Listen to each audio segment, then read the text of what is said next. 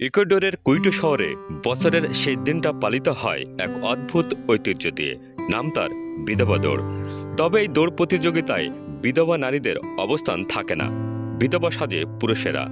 এই শহরের পুরুষেরা নারী সাজে, মাথায় লম্বা লম্বা নকল চুল পরে, চেহারাভর্তি মেকআপ করে, গায়ে পরে নারীদের রঙিন পোশাক। এমন প্রতিযোগিতা কেনই বা এমন অদ্ভুত সাজসজ্জা করে বিধবা দৌড় প্রতিযোগিতায় অংশ নেওয়া? এটা নাকি তাদের শত বছরের পুরনো একটি রেওয়াজ। স্বাভাবিকভাবে বিশ্বের বিভিন্ন দেশের মানুষেরা পুরনো বছরকে বিদায় এবং নতুন বছরকে বরণ করে নিতে বিভিন্ন ধরনের আয়োজন ও অনুষ্ঠান করে থাকেন। কিন্তু বিশ্বের এক প্রান্তের মানুষ এই দিনটাকে মৃত্যুদিন হিসাবে উদযাপিত করে থাকেন। তাই পুরুষদের বিধবা সেজে এমন অদ্ভুত ঐতিহ্য পালনে বিধবা দৌড় প্রতিযোগিতা।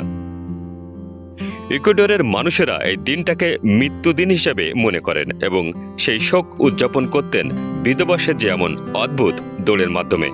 কিন্তু কালক্রমে সেই শোক এখন আর নেই। এটি এখন নিছক আনন্দের জন্য করে থাকেন।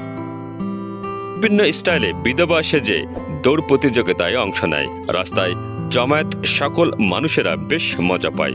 এটি শুধু মজার জন্য নয়, বংশের পর বংশ কুইটো শহরের মানুষেরা এটি বহমান রেখেছে। এটি তাদের সংস্কৃতির একটি অংশ হিসেবেও প্রচলিত।